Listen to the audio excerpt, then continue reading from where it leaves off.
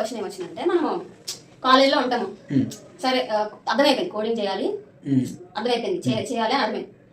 అట్లనే కోడింగ్ చేస్తూ ఉండలేము కదా, ఏమైనా క్లబ్స్ లో పార్టిసిపేషన్ లేకపోతే హ్యాకథాన్స్ లేకపోతే బయట ఏమైనా ఈవెంట్స్కి వెళ్ళడం అలా వెళ్తే మనకు హెల్ప్ అవుతుంది, ఎక్స్పోజర్ అవుతుంది, నీకు నెట్వర్క్ అనేది బిల్డ్ అవుతుంది.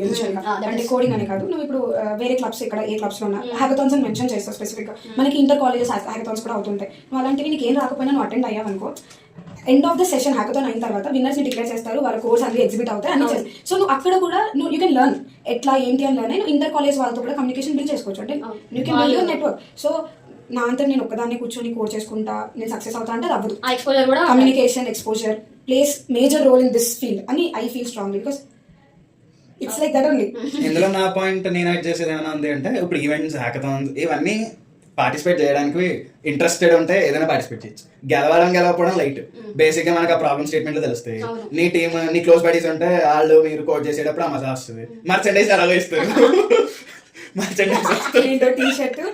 వాటర్ బాటిల్, స్నాక్స్, అంతేగా లాస్ట్ కు సర్టిఫికెట్ పార్టిసిపేట్. అదొకటి. ఇప్పుడు బేసిక్ గా వేరే టీమ్స్ తో కొలాబరేషన్ పెరుగుతుంది. ఇప్పుడు ఒక సక్సెస్ సొల్యూషన్ దానికి వచ్చింది అన్నప్పుడు వాళ్ళు ఏం చేశారు, మీరు ఎక్కడ లాగారు అనేది కూడా మీకు తెలుస్తుంది కదా. పెద్ద టాస్క్, ఎందుకంటే చాలా కంపెనీలు డిజైన్ చేయడానికి వారాలు పడతాయి. మీరు ఈ గ్యాప్ లో చిన్న ఆర్కిటెక్చర్ గీసి డిజైన్ చేయడం గ్రేట్ కదా. ఆ టైంలో మనం చాలా నేర్చుకుంటాం బేసిక్గా చెప్పాలంటే, టీమ్ బాండింగ్ కూడా పెరుగుతుంది.